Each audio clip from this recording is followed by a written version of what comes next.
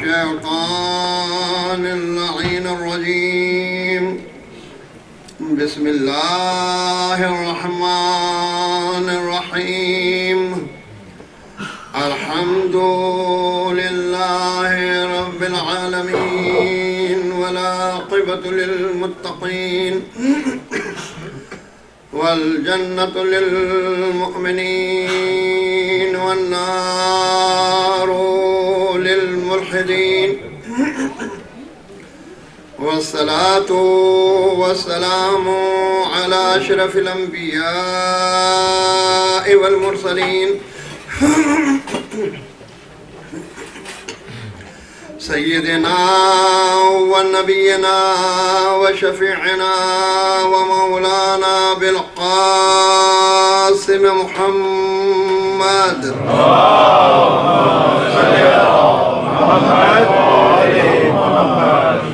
وآله الطيبين الطاهرين المعصومين المظلومين، واللعنة الدائمة على قاتلهم وغاصبي حقوقهم ومنكري فضائلهم وعدائهم أجمعين من يومنا هذا إلى قيام يوم الدين. أما بعد فقد قال الله تبارك وتعالى في كتابه المبين، وهو أصدق القائلين وقوله الحق. بسم الله الرحمن الرحيم. يقول الذين كفروا لست مرسلا قل كفى بالله شهيدا بيني وبينكم ومن عنده علم الكتاب. صلوات محمد.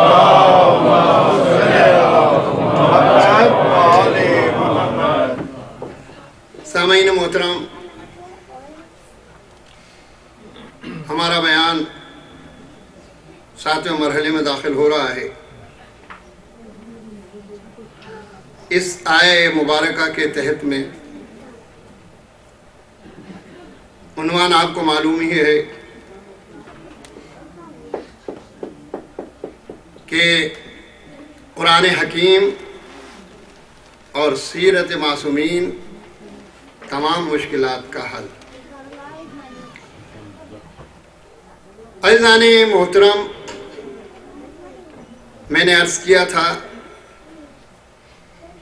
کہ توحید، عقیدہ توحید اور اقرار عدالت خدا وہ عظیم ترین علاج ہے ان تمام امراض کا، ان تمام مشکلات کا جو انسانیت اور ہمارے معاشرے میں پائے جاتے ہیں. اگر انسان واقعی توحید کو سمجھ لے، اگر واقعی عدل الہی کی معرفت حاصل ہو جائے، تو یہ جو ظلم و جور کا بازار گرم ہے یہ ختم ہو جائے گا. اصل میں ہم نے خدا ہی کو نہیں سمجھا ہے. اگر واقعی معرفت خدا حاصل ہو جائے تو پھر بڑے سے بڑے مسئلے کو انسان حل کر سکتا ہے. دیکھیں، ایک بات میں یہاں کہہ دوں کہ ویسے تو ہم ہر اذان میں کہتے ہیں اللہ اکبر، ہر اذان میں کہتے ہیں اللہ اکبر، ہر اقامت میں کہتے ہیں اللہ اکبر، ہر نماز میں کہتے ہیں اللہ اکبر، لیکن یہ صرف زبانی ہے. اگر واقعی ہم دل سے مانیں کہ اللہ سب سے بڑا ہے تو معنی کیا ہے عزیزان گرامی؟ یہ جملہ معترضہ کا اعتراض ہے، میں ابھی یہاں پہ رکوں گا نہیں، جملہ معترضہ کا جواب ہے یہ.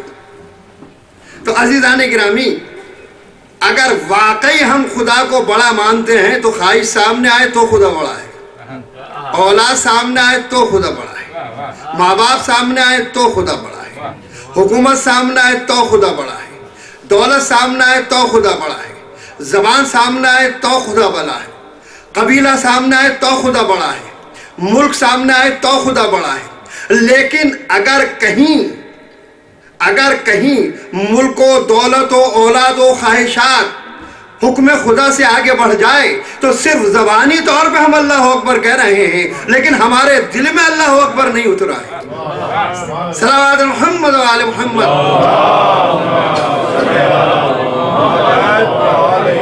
عزیزان گرامی، میری گفتگو اس مرحلے میں داخل ہوئی تھی کہ نبی پاک جناب محمد مصطفیٰ صلی اللہ علیہ وسلم کو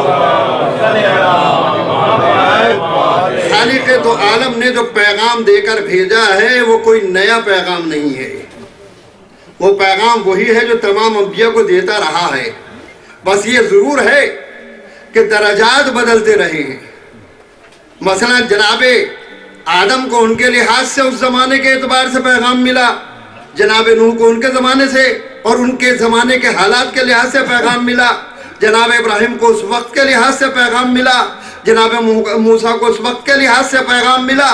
جتنے بھی نبی ہمارے نبی سے پہلے آئے ہیں وہ سارے کے سارے نبی یا زمانے کے اعتبار سے یا علاقے کے اعتبار سے یا زبان کے اعتبار سے محدود نبی تھے عزیزان گرامی، لیکن آخر میں اس گوہر بے بہا کو اللہ نے بھیجا ہے کہ جس کی تابناکی نے انسانیت کی نگاہوں کو خیرہ کر دیا۔ تو عزیزان گرامی، اور یہ کیا کہہ کے بھیجا؟ وَمَا أَرْسَلْنَاكَ إِلَّا رَحْمَةً لِلْعَالَمِينَ، ہم آپ کو عالمین کے لیے رحمت بنا کر بھیج رہے ہیں۔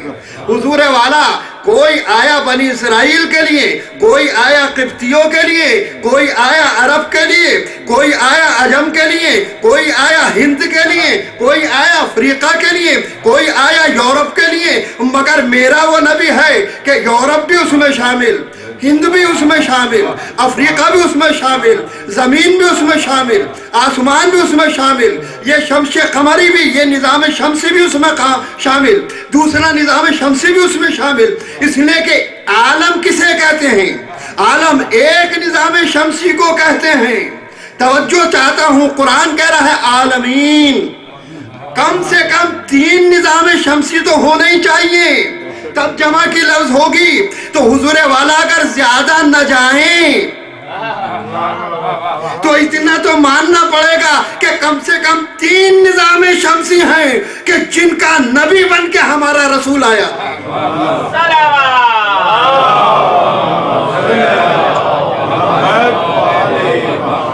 تو عزیزان گرامی، لیکن ایک بات میں عرض کروں آپ سے کہ اللہ نے کبھی کسی قوم کو شرک کی بنا پر تباہ نہیں کیا، اللہ نے کسی قوم کو کفر کی بنا پہ تباہ نہیں کیا، اپنی نافرمانی پہ تباہ نہیں کیا۔ توجہ چاہتا ہوں، توجہ چاہوں گا عزیزان گرامی، اللہ نے تباہ کیا ہے تو اپنے نبی کی نافرمانی پہ تباہ کیا۔ آپ پوری تاریخ اٹھا کے دیکھ لیں کہ جب بھی اللہ نے تباہ کیا، اللہ تو بڑا ہے، اللہ اتنا ایکشن نہیں لیتا، لیکن جب اللہ والے کی تم توہین کرو گے تو پھر اللہ حرکت میں آئے گا کہ یہ میرا نمائندہ اور تیری یہ ہمت، جب تک تم مجھ سے ٹکرایا میں نے تجھے سمجھا ہی نہیں، لیکن اب یہ میرا نبی آیا ہے، چاہے آدم کی شکل میں ہو، چاہے نوح کی شکل میں ہو، چاہے ابراہیم کی شکل میں ہو، چاہے موسیٰ کی شکل میں ہو، چاہے عیسیٰ کی شکل میں ہو، جو ٹکرایا۔ قرآن کریم میں ہے کہ ہم نے اپنے انبیاء کی نافرمانی کی بنا پر شہر کے شہر تباہ کر دیے، ملک کے ملک تباہ کر دیے۔ کیوں؟ انبیاء کی نافرمانی کی۔ کیوں عزیزان گرامی؟ آج ایک فیشن چلا ہے، میں تو فیشن ہی کہوں گا، کہ اللہ کے ساتھ نبی کا نام نہ لو۔ اور میں نے قرآن کریم سے کل اور پرسوں کی تقریر میں عرض کیا تھا، قرآنی آیات کی روشنی میں، کہ کم سے کم 80 مقامات ہیں کہ جہاں خداوند عالم نے اپنے نام کے ساتھ ساتھ نبی کے نام کو جوڑا ہے، نبی کے نام کو جوڑا ہے عزیزان گرامی۔ اور اللہ کو یہ پسند نہیں ہے کہ کوئی اللہ کا نام ڈائریکٹ لے بغیر نبی کے، بغیر نبی کے۔ لوگ سوچتے ہیں نبی آئے اور چلے گئے، عزیزان گرامی نبی گیا نہیں ہے۔ میں نے کل عرض کیا تھا، جیسا کل ہمارا نبی ہمارے درمیان میں موجود تھا، वैसे ही आज भी मौजूद है, मगर ये निगाहें नहीं देखेंगी बल्कि दिल की निगाहों से देखना पड़ेगा। सलावत मोहम्मद व आले मोहम्मद। आम इंसान नहीं समझते हैं, ये आया है तमाम इंसानों की हिदायत के लिए। वमा अरसलनाका इल्ला काफ़तन लिन्नास बशीरन व नज़ीरा वलाकिन्ना अक्सरन नासे ला यअलमून। ऐ रसूल, मैंने तुम्हें तमाम इंसानों की हिदायत के लिए भेजा है, बशीर बना के भेजा है, नज़ीर बना के भेजा है, लेकिन अक्सर लोग इस हकीकत को समझते नहीं है। ये हालत है ना, अज़ीज़ान गिरामी नहीं समझते हैं। काश नबी की मार्फत हो जाती तो अंदाजा होता कि नबी क्या है, नबी का मर्तबा क्या है। अज़ीज़ान गिरामी, एक फ़िक्रा मैं यहाँ कहना चाहता हूँ कि नबी को तो जिब्राइल भी नहीं समझ पाए, जिब्राइल भी नहीं समझ पाए। जिब्रील उतना समझते हैं जितना अल्लाह ने बताया है, उससे ज्यादा जिब्रील को नहीं मालूम है अज़ीज़ान गिरामी। और यही अंदाजा लगाइए कि जब सिदरा की मंजिल पे नबी शबे मेराज पहुंचा है, जब शबे मेराज नबी सिदरा की मंजिल पे पहुंचा है, तो जिब्रील क्या कहते हैं कि नबी ने कहा आओ भाई जिब्राइल, तो जिब्रील ने क्या कहा, आगे बढ़ा तो पर जल जाएंगे, मेरी हदें खत्म हो गई। मिजाज मलक को पहचाने कि इतना बड़ा फरिश्ता होने के बावजूद हदों को समझता है, हदों को समझता है। जो हदों को समझ ले वो मलाकुती मिजाज रखता है, और जो हदों को तजावुज कर जाए वो इब्लीस हुआ करता है। सलावत मोहम्मद व आले मोहम्मद।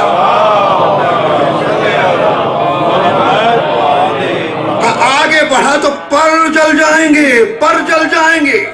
हुजूर वाला मेराज नहीं पढ़ना है, बस मैं एक बात बताना चाहता हूँ मेराज के बारे में भी। यानी नबी को एक मर्तबा मेराज नहीं हुई है, मुतअद्दिद मर्तबा मेराज हुई है। और बाज़ मुर्रखीन ने तो लिखा है कि 100 मर्तबा से ज्यादा नबी को मेराज हुई है। लेकिन बस मैं एक बात कहना चाहता हूँ, एक मर्तबा हुई हो या 2 मर्तबा हुई हो, मेरे नजदीक तो नबी की पूरी जिंदगी मेराज ही मेराज है। फर्क अथर पर तेरे 100 अजमतों का ताज है, फर्क अथर पर तेरे 100 अजमतों का ताज है। अर्श की रिफ़अत भी तेरे सामने मोहताज है, अर्श की रिफ़अत भी तेरे सामने मोहताज है।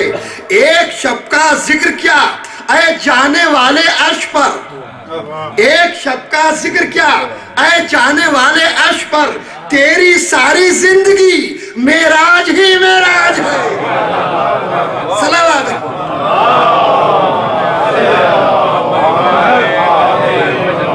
अज़ीज़ान गिरामी, मेरे नबी की तो हर जिंदगी मेराज है। नमाज उसकी मेराज, रोजा उसका मेराज, सोना उसका मेराज, जागना उसका मेराज, तबलीग उसकी मेराज। अज़ीज़ान गिरामी, सखावत उसकी मेराज, शुजाअत उसकी मेराज, सुलह उसकी मेराज, जंग उसकी मेराज, दीन उसका मेराज। यानी मेराज ही मेराज है।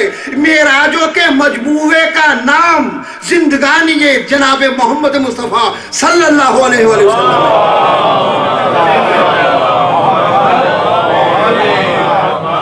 अज़ीज़ान गिरामी, पैगंबर इस्लाम की जिंदगी है, पूरी जिंदगी मेराज ही मेराज है। तो यहाँ कुरान की आयत में क्या कहा कि तमाम इंसानों की हिदायत के लिए ये नबी आया है, काफ़तन लिन्नास। और दूसरी आयत में क्या कह रहा है कुरान करीम में, अज़ीज़ान गिरामी गौर करें आप। तो अल्लाह कहता है कि कुल इन्ना सलाती व नुसुकी व महयाई व ममाती लिल्लाहि रब्बिल आलमीन। यानी मेरी नमाज, मेरे मनासिक, मेरी हयात, मेरी मौत सब अल्लाह के लिए है। हुजूर कुरान ही में है, लोगों के लिए है, कुरान ही में है, अल्लाह के लिए है। टकराव हुआ कि नहीं हुआ अज़ीज़ान गिरामी, ये बताइए। नहीं हुआ। समझने का फर्क है। मार्फत हो तो कुरान समझ में आएगा, अगर कुरान को इधर उधर से लीजिएगा तो तजाद नजर आएगा, और बाबे शहर इल्म से लीजिएगा तो कुरान फसाद और बलागत का मुरक्का नजर आएगा।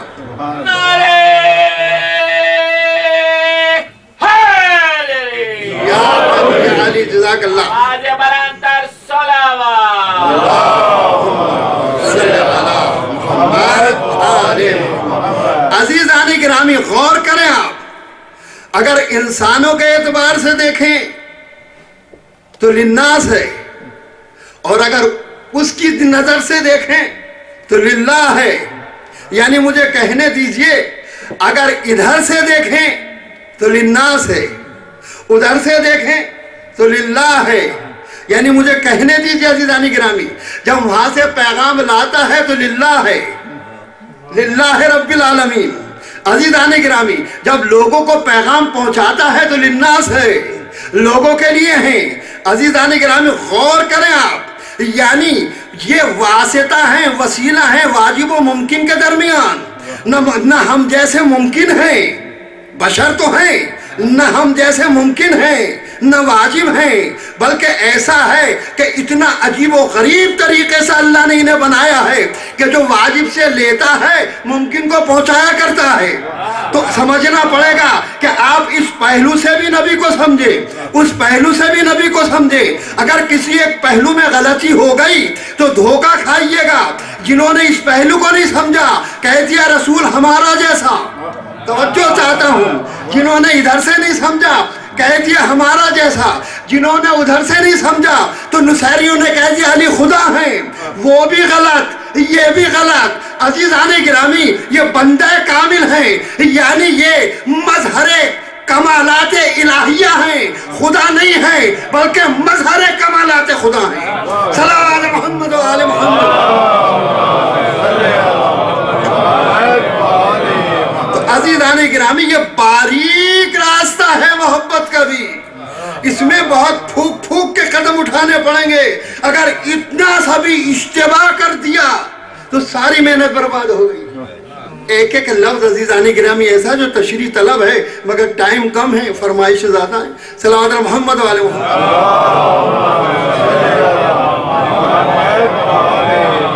تو عزیزان گرامی آپ کی خدمت میں عرض کرنا چاہتا ہوں کہ ہر نبی آیا، ہر رسول آیا، ہر نبی کو جھٹلایا گیا، ہر رسول کو جھٹلایا گیا، ہر نبی کے خلاف گئے.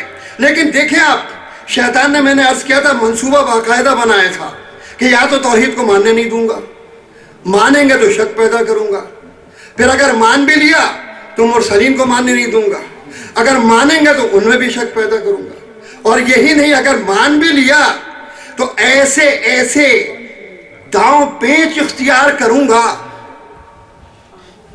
کہ آزمائش میں زندگی گزرے گی.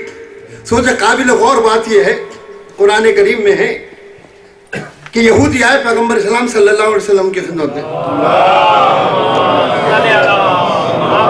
دیکھیں یہ قرآن کے واقعات ہمیں ایک بہت بڑا پیغام دیتے ہیں، بہت بڑا پیغام دیتے ہیں. اور میں ظاہر اشاروں میں گفتگو کر کے آگے بڑھوں گا، چونکہ تشریح ہر ایک کی کروں گا تو بڑا مشکل ہو جائے گا. تو پیغمبر اسلام کے پاس آئے، کہا یا رسول اللہ ایسا ہے کہ ہمیں ڈائریکٹ آپ اپنے اللہ سے کہیے کتاب ڈائریکٹ ہمارے لیے بھیج دے، ڈائریکٹ کتاب ہمارے لیے بھیج دے جس میں آپ بیچ میں نہ ہو. توجہ چاہتا ہوں، یہ مطالبہ کس سے ہو رہا ہے؟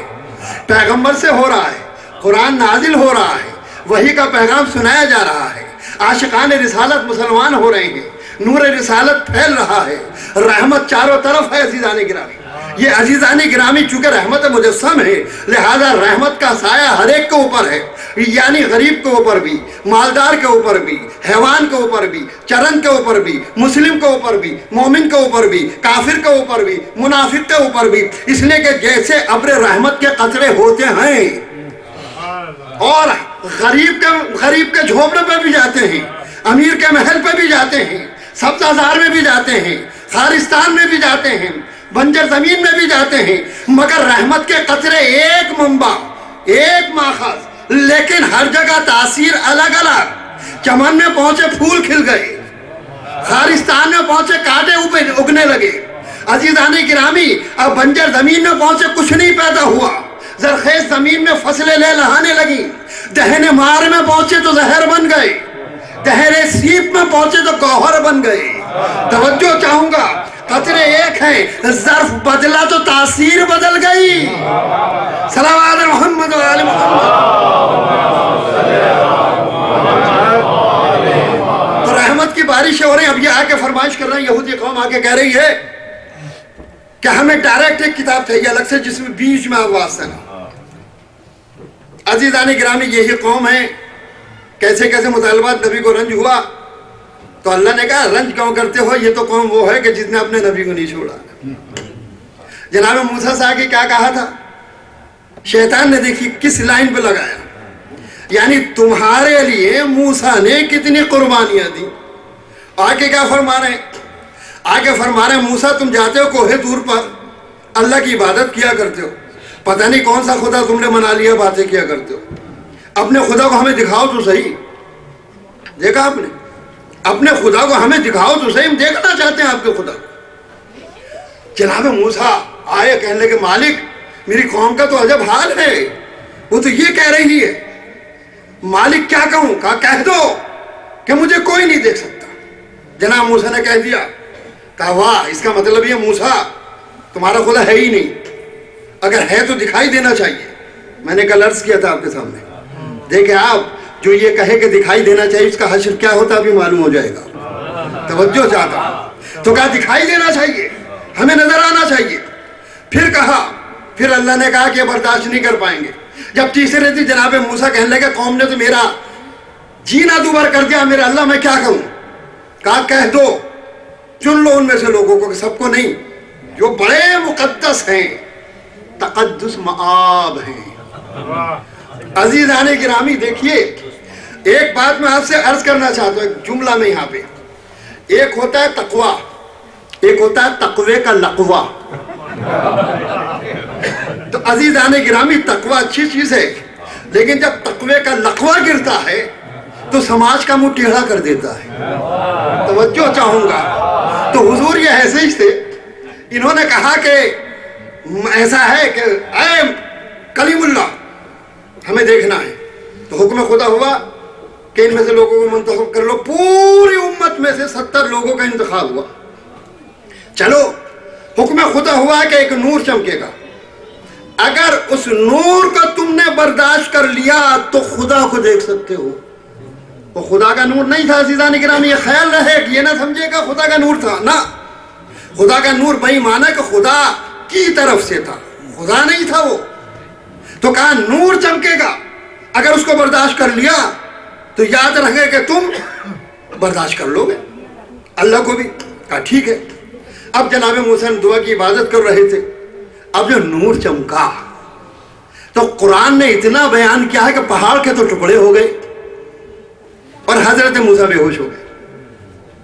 और साथ में जो आए थे उनका कोई जिक्र नहीं है, मगर तारीख अंबिया ने बताया कि जनाब मूसा बेहोश हुए, पहाड़ सुरमा बना, और जितने जितने आए थे ये मुतालबा लेकर के खुदा को देखना है, सब जल गए। तवज्जो चाहता हूं, समझ में बात आई कि जो खुदा को देखने का अज़्म रखता है कि देखेंगे इन आंखों से, तो उसकी किस्मत में जलना है और कुछ नहीं है।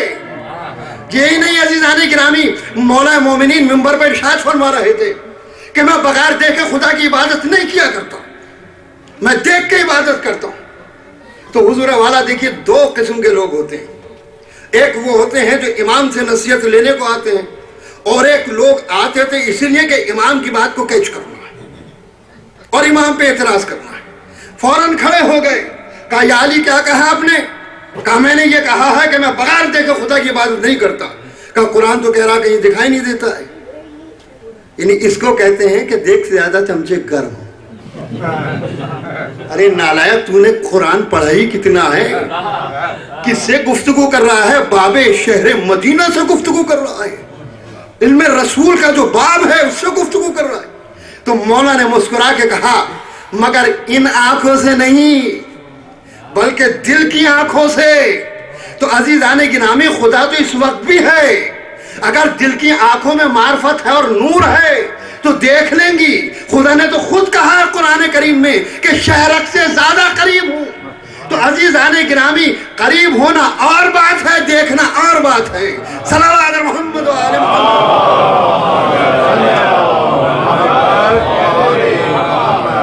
तो तारीख ने बताया कि 70 के 70 जल गए। अब क्या हो सकता? अज़ीज़ान मोहतरम, जनाब मूसा तो परेशान हो गए। थोड़ी देर के बाद जनाब मूसा को तो होश आ गया, होश आ गया अज़ीज़ान गिरामी। लेकिन جب دیکھا ساتھیوں کا یہ حال ہے، میرے اصحاب کا یہ حال ہے، یہ تو جل گئے، اب کیا ہوگا؟ تو جناب موسیٰ نے کہا مالک قوم تو مجھے جینے نہیں دے گی، اب میں کروں تو کیا کروں، ان کو کیا جواب دوں گا؟ سوچا، حکم خدا ہوا جبریل جاؤ جاؤ اور یہ کلمات لے کر جاؤ، یہ کلمات لے کر جاؤ اور موسیٰ کو تعلیم دو ان کلمات کی، یعنی موسیٰ کو بتاؤ۔ جناب موسیٰ نے وہ کلمات پڑھے، ان کو پھونک دیا اور جیسے پھونکا وہ زندہ ہو گئے۔ کسی کو شک نہیں عزیزان گرامی، سب کہتے ہیں وہ زندہ ہو گئے، زندہ قوم میں واپس آ گئے۔ بھئی کسی نے پھونکا؟ موسیٰ نے پھونکا۔ کس کے حکم سے پھونکا؟ اللہ کے حکم سے۔ تو کیا موسیٰ خالق ہو گئے؟ کہا نہیں، خالق نہیں ہے، موت و حیات تو اس کے قبضے میں ہے، لیکن اللہ اختیار دے دے تو کلمے پھونکنے سے، چند کلمات کے پڑھنے سے 70 لوگ زندہ ہو جائیں گے۔ تو حضور اگر موسیٰ کو کلمات کی تعلیم دینے کے بعد 70 لوگ زندہ ہو جاتے ہیں، تو اگر فخر موسیٰ 2 رکعت نماز پڑھ کے مردے کو ٹھوکر مار کے کہے قم بإذن اللہ، حکم خدا سے زندہ ہو جائے، تو آپ کو کیا شک ہوتا ہے؟ صلوات محمد۔ دیکھیے خالق وہ ہے، رازق وہ ہے، لیکن اگر اپنا اختیار دے دے، یہ دینے سے مراد خود بے اختیار ہو جائے یہ نہیں ہے، معاف کیجئے گا، کبھی آپ یہ سمجھنے لگے اس کا، یعنی وہ کہہ دے، اجازت دے دے، بِإِذْنِ اللہ، اجازت دے دے تو وہی پاور آ جاتی ہے۔ جناب عیسیٰ کو دیکھ لیجئے آپ، سورہ آل عمران میں دیکھ لیجئے آپ، خالق خدا ہے، مگر اللہ نے کہا اے عیسیٰ کیا کرتے ہو تم؟ خلق کرتے ہو؟ کہا ہاں مالک، میں مٹی سے پرندوں کو بناتا ہوں، یہ سورہ آل عمران میں دیکھ لیجئے، اور اس کے بعد پرندوں کو بنا کے میں تیرے حکم سے پھونک مار دیتا ہوں اور تیرے حکم سے پرند بن کے اڑ جاتے ہیں، تو کیا خالق ہو گئی ہے؟ یہ مجازی طور پہ آپ لاکھ کہہ لیں، لیکن خالق حقیقی وہی ہے، شرک ہو جائے گا۔ تو عزیزان گرامی کوئی نہیں کہتا کہ قرآن کی آیات کو نکال دیجئے، اس لیے کہ وہ کیسے خالق ہو جائیں گے؟ تو سارے مفسرین نے کہا کہ یہ مجازی طور پر ہے ایسا، حقیقی خالق وہی ہے۔ تو اب ہم سے بھی سن لیجئے، حقیقی مشکل کشا خدا ہے، لیکن اگر مشکل کشائی کا اختیار اپنے بندے علی کو دے دے تو اس کے اختیار کی روشنی میں علی بھی مشکل کشا ہے۔ صلوات محمد و آل محمد۔ ہم نے کہا تو مورد الزام ہو گئے، خیبر میں خود نبی نے کہا یا علی مدد۔ صلوات محمد و آل محمد۔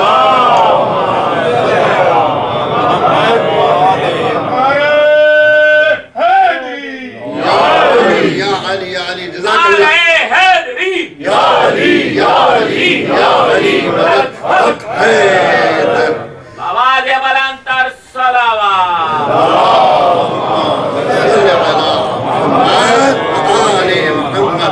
تو عزیزان گرامی آپ کی خدمت میں عرض کر رہا تھا، اسی قرآن کریم نے شان حبیب کو بیان کیا ہے، اور قرآن کریم کی آیت ہے کہ اے میرے حبیب اس وقت کو یاد کرو کہ جب ہم نے انبیاء سے میثاق لیا، وعدہ لیا۔ کیا وعدہ لیا؟ کہ جب میرا آخری رسول تمہارے پاس آئے گا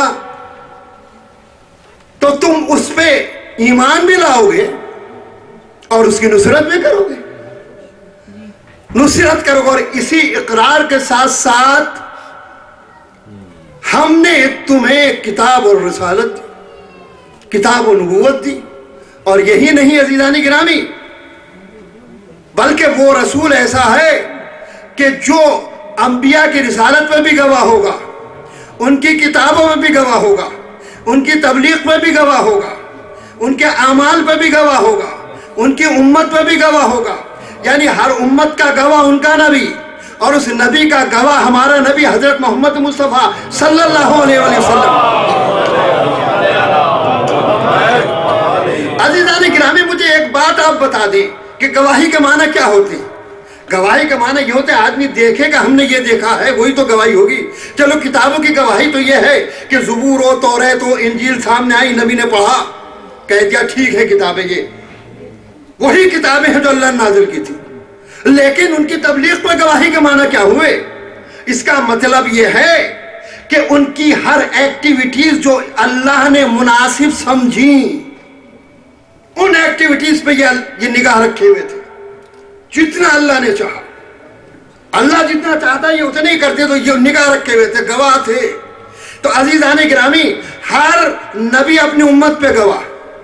اور پھر کیا ہے قرآن کریم میں کہ اگر انہوں نے تصدیق نہ کی ہوتی، نبی کو نبی، ہمارے نبی کو نبی نہ مانا ہوتا، تو انہیں رسالت نہ ملتی، ان کی تبلیغ بیکار ہو جاتی، ان کی محنتیں بیکار ہو جاتی، ان کا دین بیکار ہو جاتا۔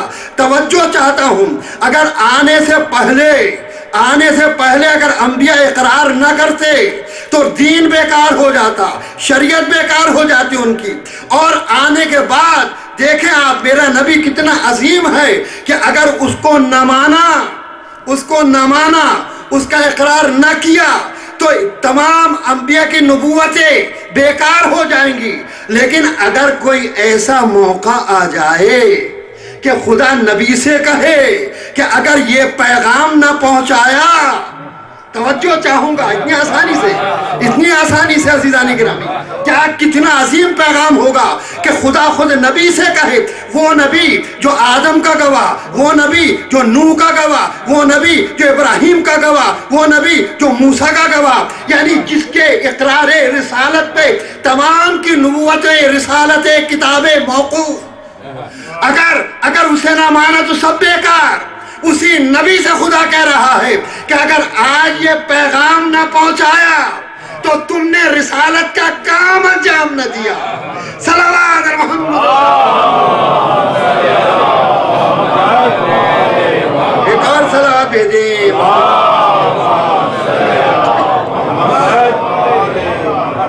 اور عزیزان بندہ پرور، میں آپ سے عرض کرنا چاہتا ہوں کہ ہم سب امت محمد میں، اور ہمارا لقب کیا ہے؟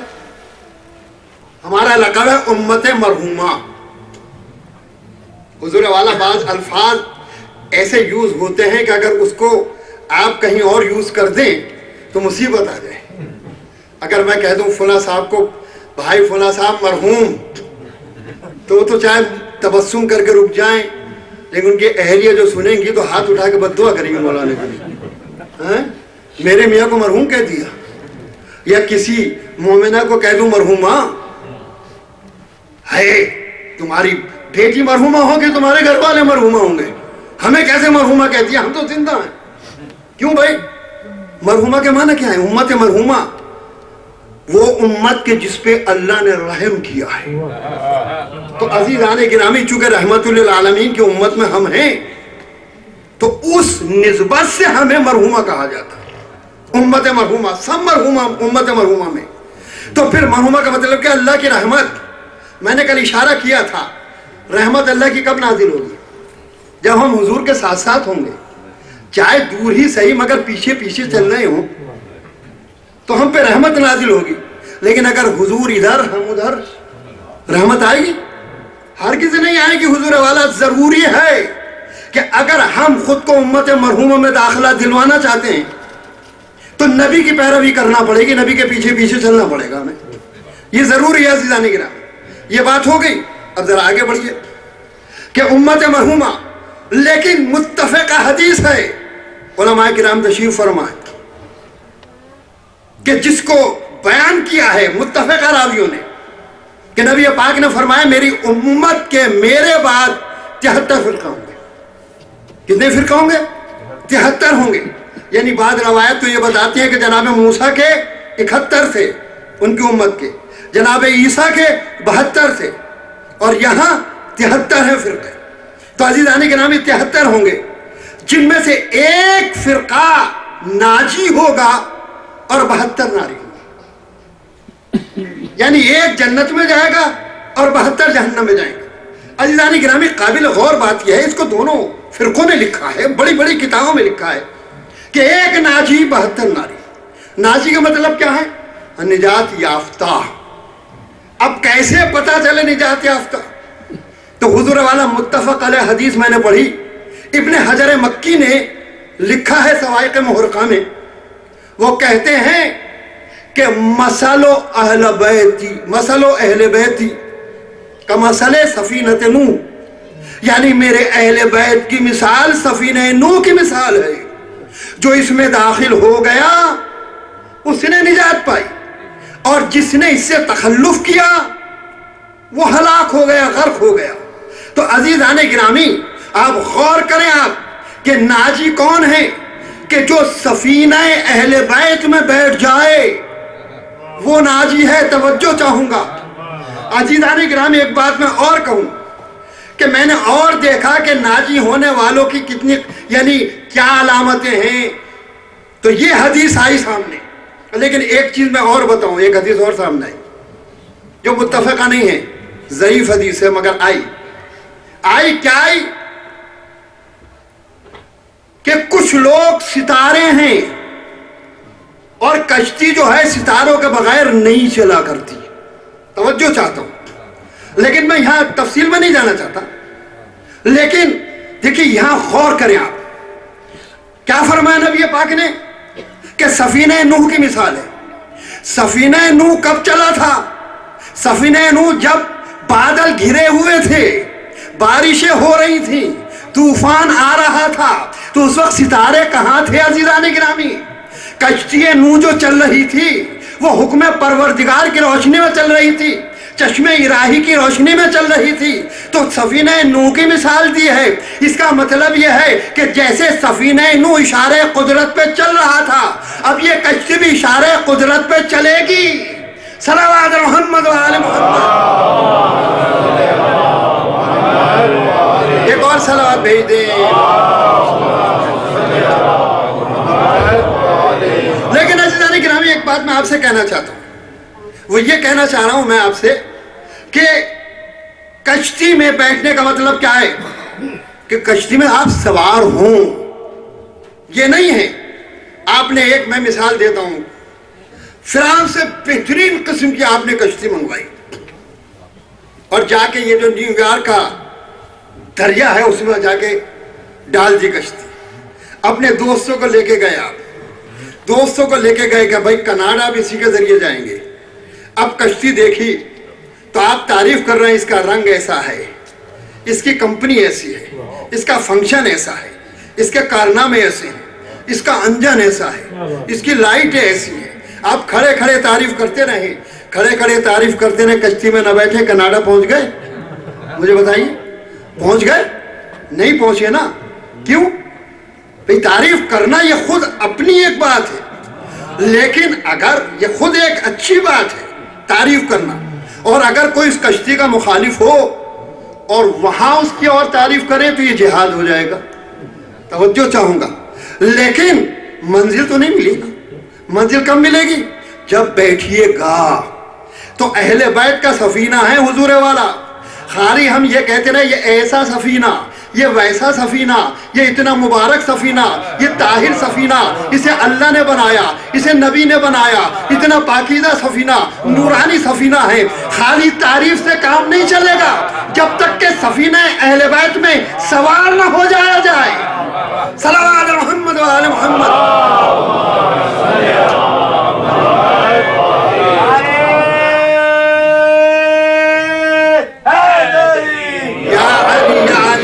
عزیزان گرامی سفینے میں سوار ہونا ضروری ہے، بغیر سوار ہوئے کام نہیں چلے گا۔ لیکن ایک بات میں آپ سے اور عرض کروں، دیکھیے ایک مسئلہ پیدا ہوتا ہے، مسئلہ بڑی میں باریک باریک باتیں آج کہہ رہا ہوں، ہو سکتا ہے کل نہ کہوں، آج میں اپنی مرضی کی تقریر کر دوں، کل کو آپ کی مرضی کر دوں۔ صلوات بھیجئے محمد۔ لیکن سر اٹھا کے تقریر سنیے گا، سر جھکا کے نہ سنیے گا، اس لیے کہ اگر میں نے سر جھکا لیا تو بڑا مسئلہ ہو جائے گا۔ صلوات بھیجیں محمد۔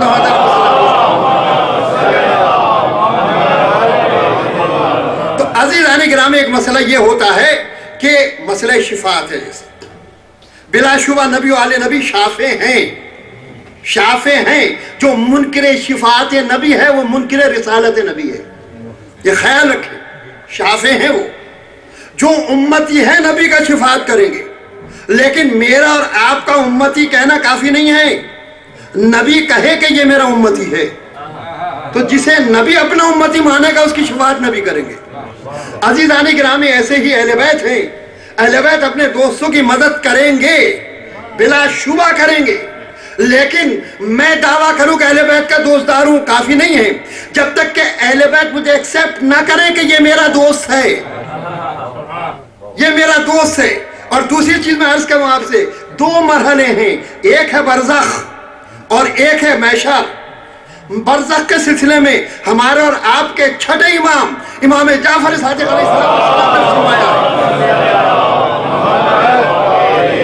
کہ برزخ کا انتظام تمہیں خود کر کے لانا ہے، اور محشر کی شفاعت کی ہماری ذمہ داری ہے۔ دوستو، برزخ کا انتظام، ایک بات میں یہاں روک کے کہہ دوں آپ سے، بلا شبہ مولا قبر میں آتے ہیں، سرحانے قبر میں آتے ہیں، عذاب کم ہوتا ہے، لیکن کس کا عذاب کم ہوتا ہے؟ جسے مولا اپنا دوست مانے۔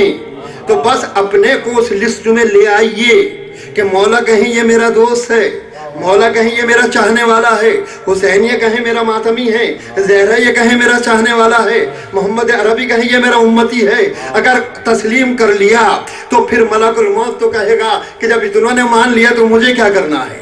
صلوات محمد و آل محمد۔ ہمیں اس قابل بنانا ہے کہ نہیں بنانا؟ میں مثال دیتا ہوں۔ اب ادھر کا تو میڈیا جو ہے، الیکٹرانک میڈیا اور الیکٹرانک یعنی کمپیوٹر وغیرہ، اللہ بھلا کرے اس کا یعنی اب یوز و مس یوز ختم ہو جائے اور صحیح طور سے اس کو استعمال کیا جائے تو بہترین چیز ہے۔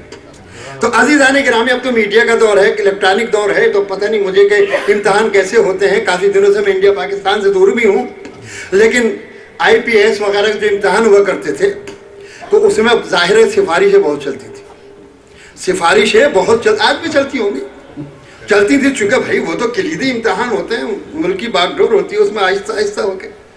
تو عزیزان گرامی، میرا بچہ جو تھا وہ بھی کینڈیڈیٹ تھا، بھائی مثال ہے، واقعہ نہیں ہے، میرے بچے یہی ہیں، وہاں نہیں ہے کوئی۔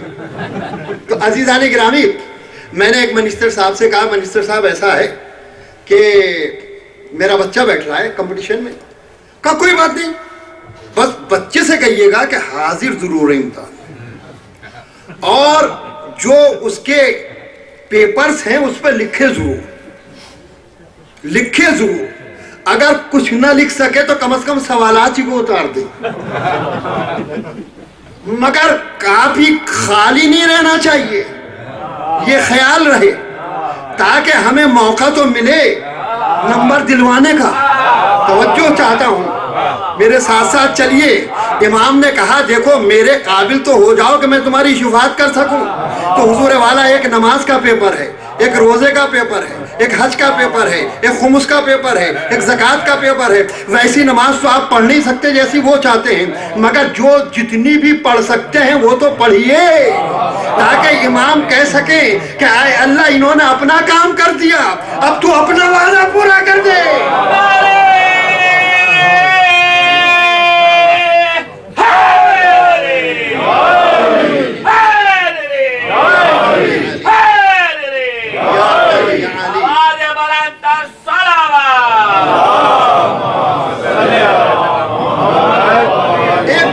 آپ سے عرض کروں کہ دیکھیں دو قسم کے حقوق ہوتے ہیں، ایک حقوق اللہ ہوتے ہیں، ایک حقوق الناس ہوتے ہیں۔ حقوق اللہ جو ہوتے ہیں تو اللہ کریم ہے، وہ شفاعت کو قبول کر لے گا، معاف کر دے گا۔ لیکن حقوق الناس کے سلسلے میں اللہ کا وعدہ یہ ہے کہ جب تک صاحب حق معاف نہیں کرے گا میں معاف نہیں کروں گا۔ بھائی آپ خود سوچیں، بس یہ بات کہہ کے آگے بڑھ جاؤں گا، زیادہ آپ کو نہیں ستاؤں گا، زیادہ ڈراؤں گا بھی نہیں، یہ خیال رہے گا۔ لیکن اتنا خیال رکھیے گا آپ لوگ کہ حقوق الناس میں میں بھی مومن، آپ بھی مومن، میں بھی مولا کا چاہنے والا، آپ بھی مولا کے چاہنے والے، میں بھی نبی کا امتی، آپ بھی نبی کا امتی، میں بھی کلمہ گو، آپ بھی کلمہ گو، میں بھی نمازی، آپ بھی نمازی، میں بھی روزے دار، آپ بھی روزے دار، ساری چیزیں ہیں۔ میں نے آپ پہ ظلم کیا، غصب کر لیا، مولا آپ کے بھی اتنے ہی ہیں جتنے میرے، جتنے میرے ہیں اتنے آپ کے۔ اب آپ بتائیے گا کہ آپ کا حق میں نہ دوں اور معافی بھی نہ مانگوں اور مولا آپ کی بھی شفاعت کر دو اور میری بھی کر دے، یہ عدالت ہوگی مولا کی؟ خود سوچیا۔ تو لہذا یہ خیال رہنا چاہیے کہ اگر خدا نہ خواستہ ایک جملہ کسی کو بلند کہہ دیا ہے تو دوسرے ٹائم پہ معافی مانگ لیجئے، یہ بہت بڑی چیز ہے، بڑے دل کی بات ہے۔ صلوات محمد و آل محمد۔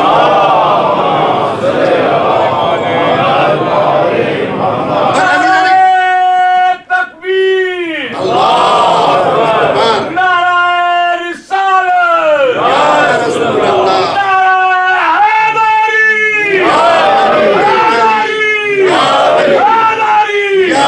جزاک اللہ جزاک اللہ، خدا سلامت رکھے ان آوازوں کو ہمیشہ ہمیشہ، اور آپ لوگوں کی دینی و دنیاوی مرادیں پوری ہوں، مومنین کی سلامتی کے لیے بآواز بلند صلوات۔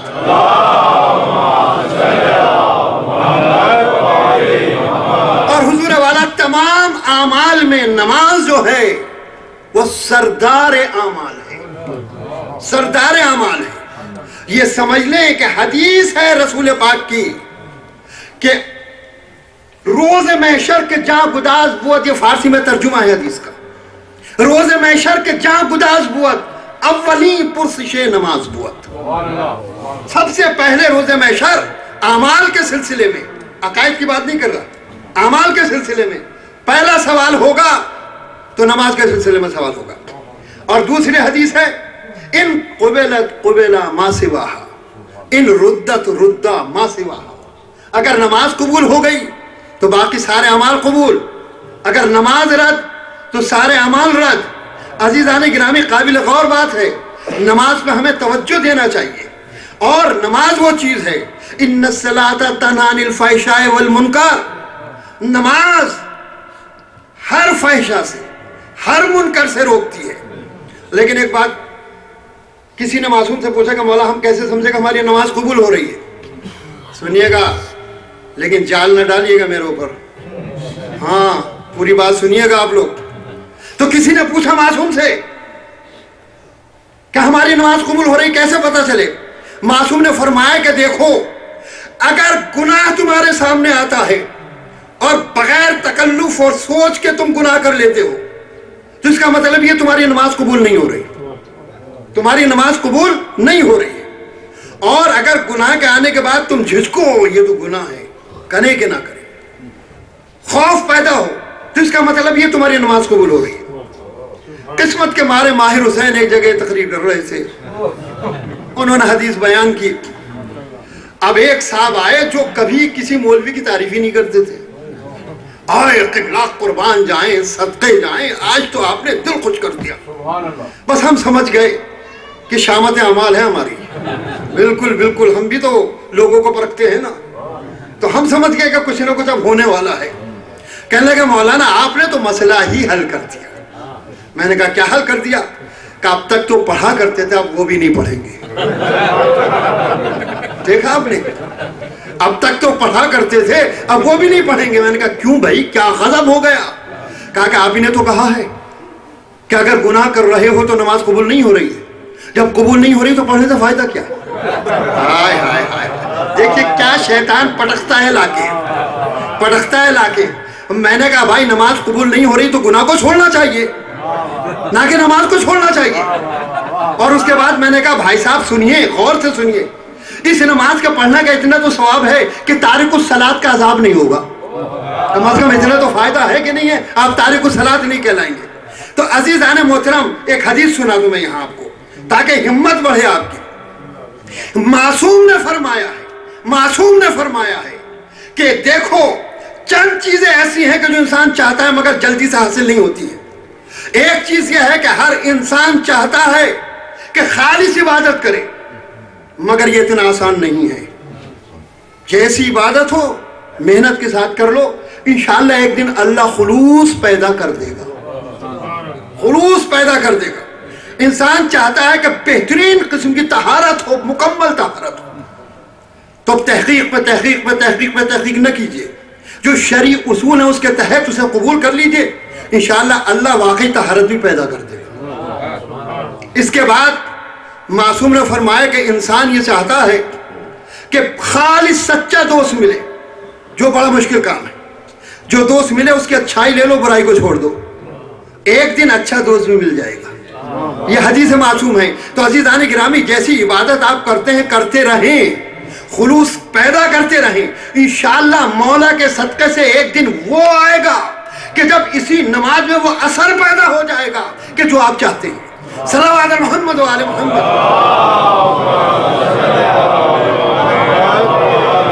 और अजीज़ान गिरामी, देखिए नमाज की जहां तक बात है, पद में रिसालत सजी हुई है। नबी पाक ने कहा, कौन ऐसा है जो खालिस खुदा के लिए 2 रकात नमाज पढ़ दे? भाई मजमा भरा हुआ है, मस्जिद रसूल भरी हुई है, लोग आ रहे हैं, जा रहे हैं, पढ़ रहे हैं। नबी ने कहा नहीं, फुला जगह यही ख्याल हुआ, फुला जगह यह ख्याल हुआ। एक आए, दूसरे आए, तीसरे आए, चौथे आए, 15-20 लोग नमाज पढ़ते रहे और नबी यही फरमाते रहे, तुमने सजदे में ये ख्याल किया, रुकू में ये ख्याल आया, क़याम में ये ख्याल आया, और तुम्हारे तकबीरतुल इहराम के वक्त ये ख्याल आया, सलाम के वक्त ये ख्याल आया। नबी पूरी लिस्ट बता दिया करते थे, करार करते थे, हाँ रसूल अल्लाह आप सही फरमा रहे। मौला कायनात खड़े हुए और खड़े होने के बाद कहा, या रसूल अल्लाह इजाजत है मैं भी नमाज पढ़ूं? नबी मुस्कुराए, हली जाओ। मौला ने नमाज पढ़ना शुरू की। नबी बगौर देख रहे हैं, ज़ेर लम मुस्कुरा रहे हैं। जब नमाज को तमाम किया तो कहा, अली तुमने तो इबादत को दुबाला कर दिया, तुमने तो इबादत में इबादत पैदा कर दी है। अजीज़ान गिरामी, क्या चूंकि नबी पाक ने कहा था कि इतने दिरहम दूंगा, तो मौला कायनात ने क्या आखिर सलाम में क्या फरमाया, ऐ रब अगर तूने इस इबादत को कबूल कर लिया तो तेरे बंदों को मैं माला माल कर दूंगा। आपने देखा अज़ीज़ान गिरामी, पैगंबर ने फरमाया कि अली तुम्हारे इस ख्याल ने तुम्हारी इबादत के सवाब को कई गुना ज्यादा कर दिया है। तो अज़ीज़ान गिरामी, हर एक के बस की बात नहीं है कि खुदा के लिए नमाज पढ़े। खासाने खुदा हैं जो 100% अल्लाह के लिए नमाज पढ़ते हैं। और अली का तो आलम यह था अज़ीज़ान गिरामी, मैं अक्सर ये फिक्रा कहता हूँ कि नमाज पढ़ने का हक ही मुहिब्बान हैदर कर्रार को है।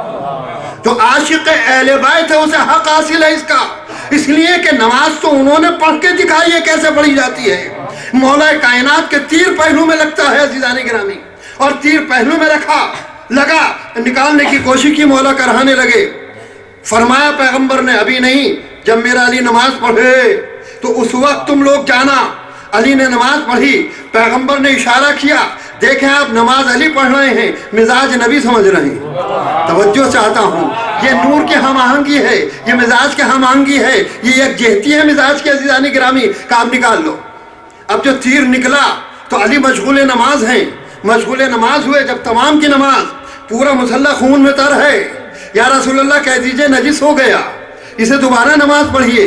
कहा, वो तुम हो के तुम्हारा खून नजिस होता है। अरे मेरा अली तो वो है जो काबे में पैदा होता है, मस्जिद में शहीद हो जाया करता है। सल्लल्लाहु अलैहि मोहम्मद व आले मोहम्मद।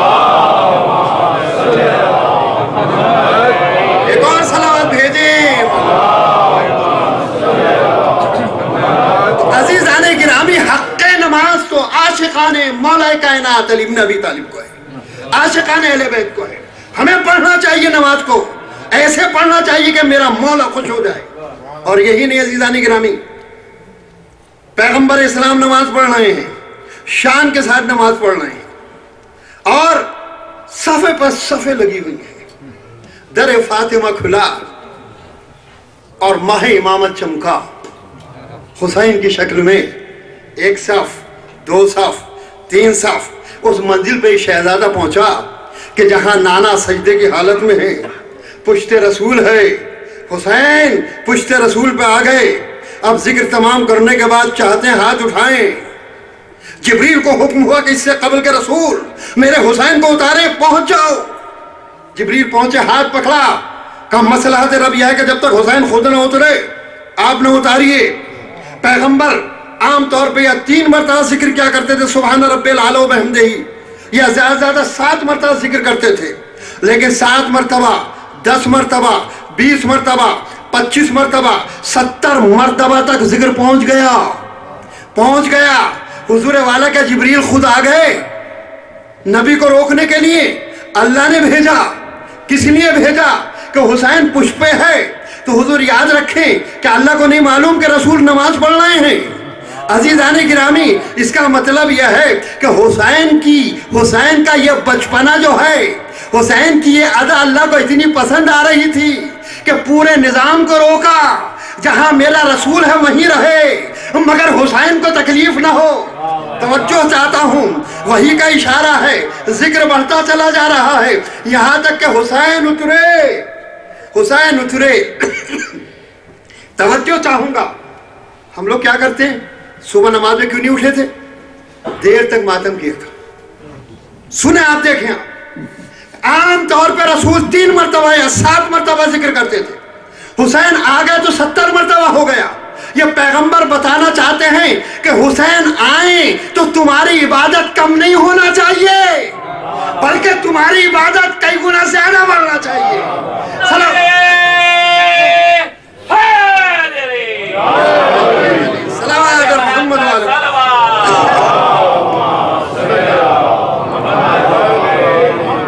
حضور عزیزان گرامی یاد رکھیں آپ کہ یہ پشت رسول پہ حسین نہیں تھے بلکہ مسجد نبی میں پشت رسول پہ معراج حاصل کر رہے تھے۔ شاعر نے کیا خوب کہا ہے، پہلی معراج رسول عربی کی معراج۔ توجہ چاہوں گا، تھکی تھکی نگاہوں سے نہ دیکھیے، صلوات بھیجیے آپ۔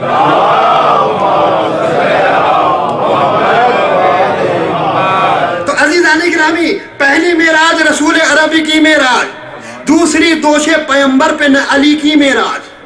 پہلی معراج رسول عربی کی معراج، دوسری دوش پیغمبر پہ علی کی معراج، تیسری وہ کہ جو ہر روز ہوا کرتی تھی دوش احمد پہ حسین ابن علی کی معراج۔ صلوات محمد علیہ۔ عزیزان گرامی، نماز الصلاۃ عمود الدین، الصلاۃ معراج المومن، نماز دین کا ستون ہے، نماز مومن کی معراج ہے۔ اور اسی نماز کی طرف اشارہ کیا تھا حسین کے ساتھی ابو ثمامہ سیداوی نے روزہ عاشورہ، کہ جب بہت سی چیزیں پڑھنا تھی مجھے لیکن بس ٹائم تمام ہو گیا۔ عزیزان گرامی، مگر ایک بات میں آپ سے عرض کرنا چاہتا ہوں کہ ایام اذان ہے، ذکر مولا ہو رہا ہے، الحمدللہ روزانہ پروگرام ہو رہا ہے، آپ لوگ آ رہے ہیں، دل چاہتا ہے یہ وقت ٹھہر جائے، اس لیے کہ فرزند رسول کا ذکر ہو رہا ہے۔ اس ماں کا وعدہ پورا ہم لوگ کر رہے ہیں کہ جس ماں نے رسول سے وعدہ کیا تھا میرے لال کو روئے گا کون۔ عزیزان گرامی، یہ صف ازاں نہیں ہے، یہ وعدہ فاطمہ کو آپ لوگ پورا کر رہے ہیں۔ اور دیکھیں، یہ پروگرام خرچ بھی چاہتے ہیں، آپ کے ہاں انگلش میں بھی پروگرام ہو رہے ہیں، آپ کے ہاں اردو میں بھی پروگرام ہو رہے ہیں، مخارج کی ضرورت ہوتی ہے، اور آپ ہی لوگ ہمیشہ ہر جگہ مومنین ہیں جو کہ بڑھ چڑھ کے حصہ لیتے ہیں اور اس چیز میں اضافہ کرتے ہیں اور اس ذکر کو جاری رکھتے ہیں۔ آپ تاریخ جانتے ہیں کہ عاشقان حسین نے تن من دھن کی بازی لگائی ہے مگر اس ذکر کو باقی رکھا ہے۔ تو آج کے دور میں ضرورت ہے، بغیر ظاہر ہے کہ پیسے کے کچھ نہیں ہوتا ہے، لہٰذا آپ لوگوں سے گزارش ہے کہ کل فنڈ ریزنگ ہوگی، لہٰذا آپ لوگ خود کو آمادہ کر کے لائیے گا تاکہ دربار حسینی میں اپنا نذرانہ پیش کر سکیں۔ عزیزان گرامی، آج جنگ کربلا نہیں ہے، آج ذکر حسین کا ماحول ہے، لہذا دربار حسینی میں نذرانہ لے کے آئیے تاکہ، اور یہ کہہ کے لے کے آئیے لبیک یا حسین، لبیک یا حسین۔ عزیزان گرامی، لبیک کہہ رہے ہیں، نوحہ پڑھ کے لبیک کہتے ہیں، سوز پڑھ کے لبیک کہتے ہیں، میں مجلس پڑھ کے لبیک کہتا ہوں، آپ اشکیازہ داری کر کے لبیک کہتے ہیں، ماتم کر کے لبیک کہتے ہیں۔ اب تھوڑا سا اگر کچھ مال بھی یا حسین کہہ کر لبیک یا حسین کہہ کے دیجئے گا تو وہ حسین کہ جس نے سب کچھ ہمارے لیے لٹا دیا وہ کیا دے گا، اس کا اندازہ ہم اور آپ نہیں کر سکتے۔ اس لیے کہ یہ در تو وہ ہے کہ بغیر مانگے دینے والا در ہے، لہٰذا آپ لوگ بڑھ چڑھ کے حصہ لیجئے۔ صلوات محمد والے محمد۔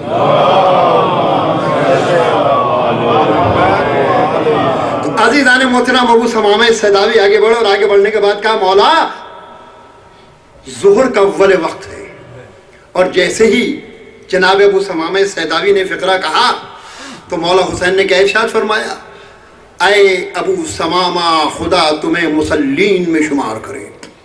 دیکھا آپ نے، میں تو ایک فقرہ ہمیشہ کہا کرتا ہوں دوستو، اور میرے یہ فقرہ اپنے دامن میں باندھ لیجئے گا، گرا کر لیجئے عزیزانی گرامی۔ روز عاشور نام ہے اس دن کا کہ جس کی ابتدا اذان علی اکبر سے ہوتی ہے اور جس کی انتہا سجدہ شبیری پہ ہوتی ہے۔ نماز کو کبھی نہ بھولیے گا، نماز کو یاد رکھیے گا۔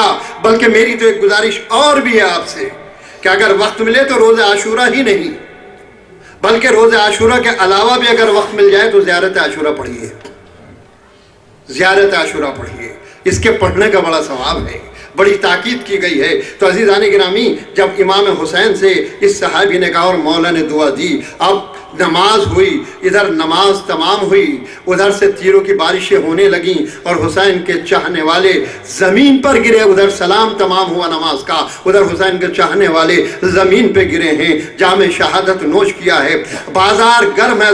عزاداران محترم، ہائے ہائے، آج تاریخ جو ہے وہ یتیم حسن کے سلسلے کی تاریخ ہے۔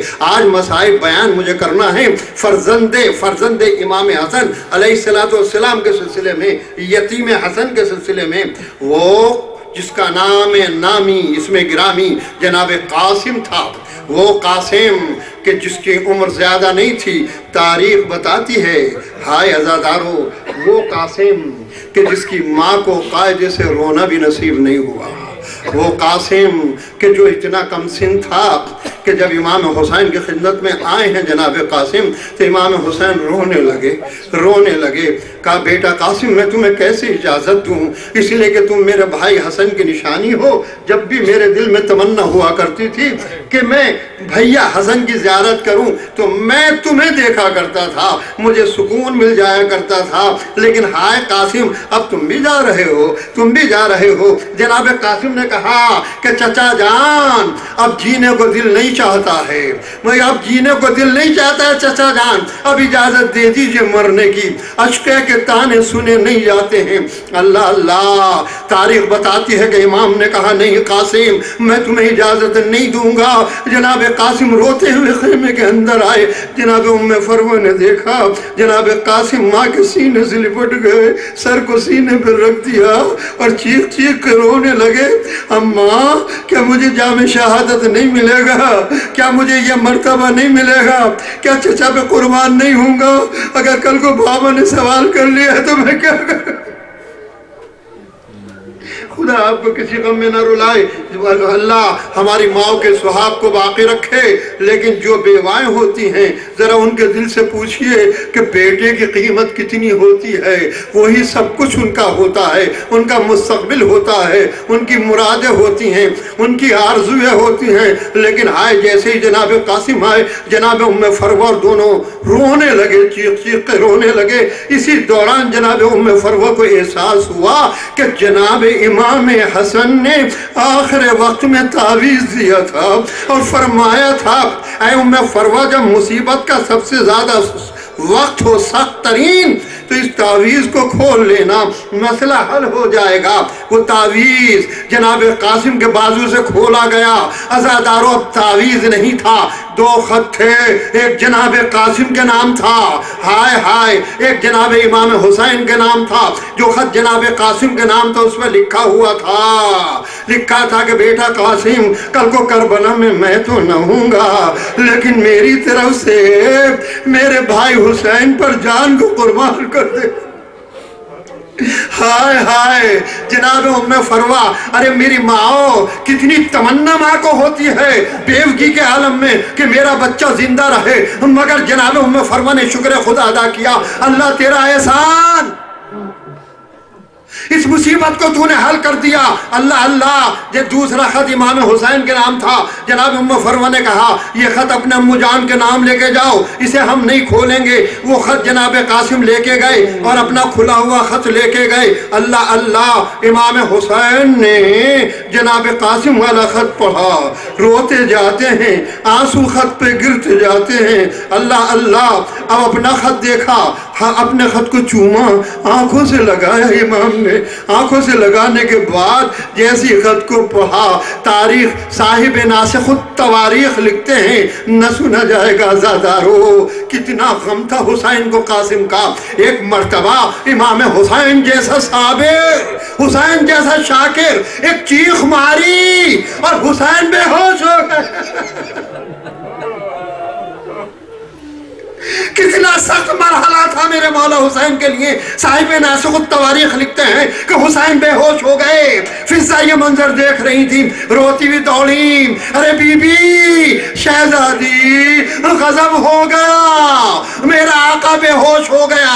اللہ اللہ، زینب نے چادر اوڑھی، ارے آئی خیمے کے باہر، کیا منظر دیکھا کہ حسین غش میں پڑے ہیں، سر کو زانوں پہ رکھا، سر کو خدا آپ کو کسی غم میں نہ رلائے،